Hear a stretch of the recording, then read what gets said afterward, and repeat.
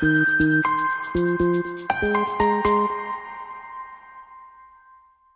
say it. That kind of awesomeness. Are we live? Are we good? We're rolling. We're rolling, live streamers, which means we're about to kind of disseminate between 3 cameras again. I'm getting dizzy with all the cameras.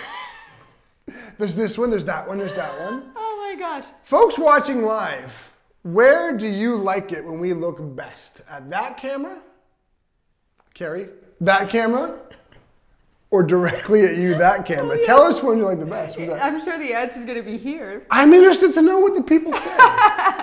All right, so you were putting on makeup today. Yeah, so... And then the idea just hit you. Yeah, so Brian doesn't know what we're talking about right now. He's got absolutely no idea.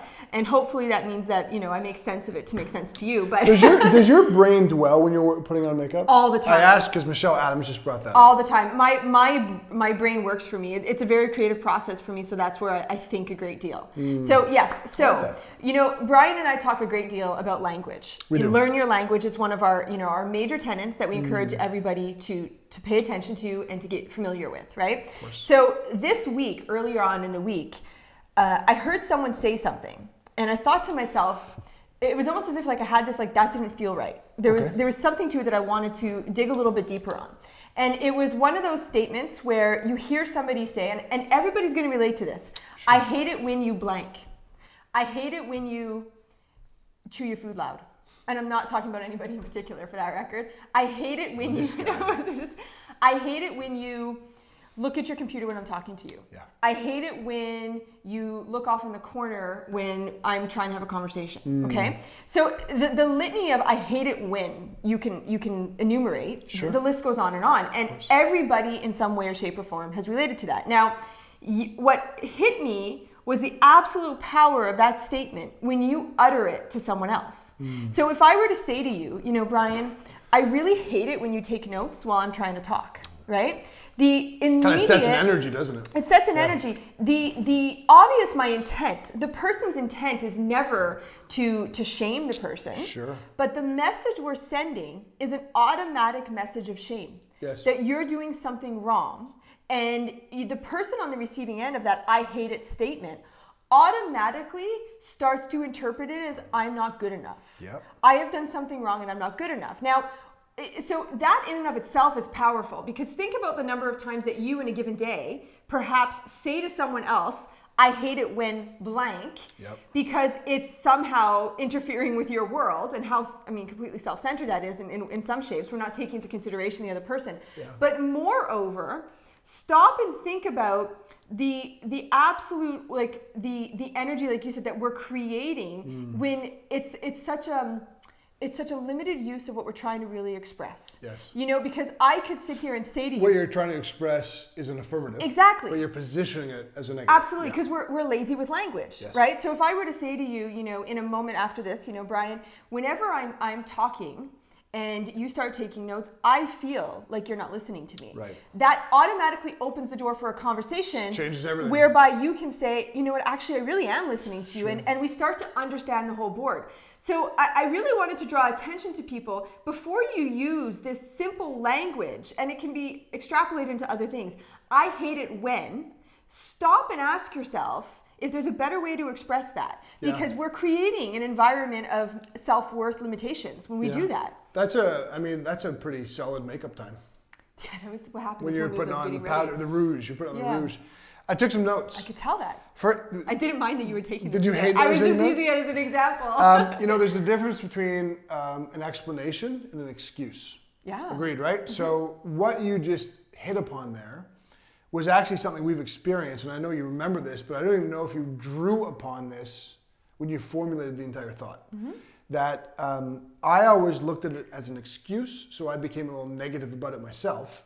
But when you phrased it the way you did years ago, you drew it out of me as an explanation, which changed everything about our relationship. So for those of you who don't know, I was diagnosed as dyslexic when I was a teenager, which means, and this actually might apply to settings like this, when we have 1, 2, 3 cameras rolling, plus I'm focusing on your words. So my relative form of dyslexia means I get distracted very easily. So I've got 3 different camera angles to keep my mind on. Plus I want to make sure I know what you're saying. Of course. Plus you're really attractive and that distracts me. Plus James is looking pretty good over there also. So I get distracted on like 7 different levels, right? But when I'm really focused on something that you're saying or anybody else is saying, I need to take notes. I need to passively go on Google and look around for, I don't know, the NFL scores that week. To the casual observer, I'm being incredibly inconsiderate. Sure. I'm being negative. I'm being rude. I'm not paying attention. Yep. But I've learned years and years and years ago how to regulate my form of dyslexia, which is as long as I keep some idle, informal things going on in my background, right, then I can focus wholly consciously on what you're saying. But years ago, you didn't know that. So you would start talking about something that was very important to you, very passionate for you, and just as you did, I would flip open my computer. And I would go and I would toggle on the NFL scores from last week, right? And that led to some negative conversations between you and I, which always gave me the platform to make an excuse about why I was doing what I was doing, which was defensive. You didn't understand it. Until you framed your language to me a little differently, which you expressed what it made you feel, as opposed to, I hate when you do that. You're like, look, this is what it makes me feel when you do that, which means my defensiveness came down, and I immediately kind of spurned into an explanation. Oh, yeah, Carrie, I never even thought of telling you this. Like, you know I'm dyslexic. But what I've learned to do over the years to manage that is I have to engage in something idly. And when I do, I'm able to focus wholly on your words. And that changed everything about understanding. And that brings me to the other note I took, which is intent.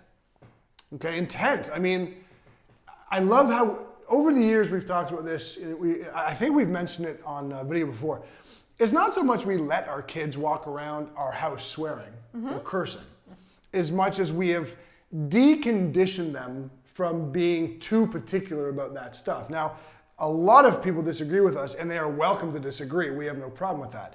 But what we have always maintained is that sometimes a curse word is just an explicit. It's an explicit way of explaining or describing how you feel. And much, much, much more important to that, I could call you potato sack. Potato sack. But if my intent is harmful, it's nasty, it's meant to be. When you're 4 years old, potato sack is as bad as it gets.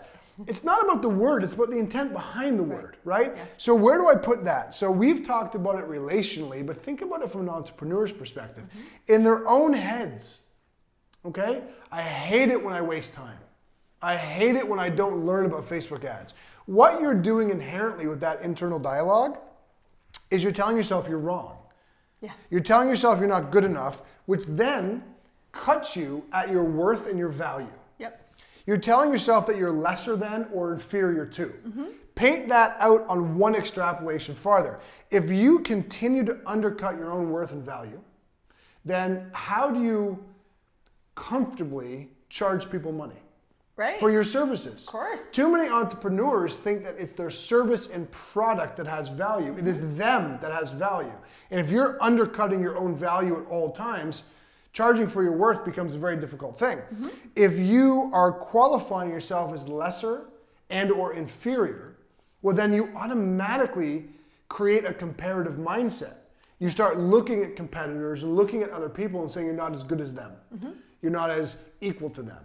So like the entire entrepreneurial success or lack of success has a lot more to do with the substance of what's going on up here and the intent of language, like you mentioned, than it does anything else. Completely. You know, I mean, I had a feeling that this is where you were going to take it. You were going to take it to the internal dialogue, which is, I love that you brought it there because that's where it all starts and stops, doesn't it? It all starts and stops with you. And Jennifer Owens made the comment just now on our live stream that, you know, that she loves the reference of I feel this way because it really is about you. The fact that Brian is reading his notes or doing whatever, it's not a reflection of him.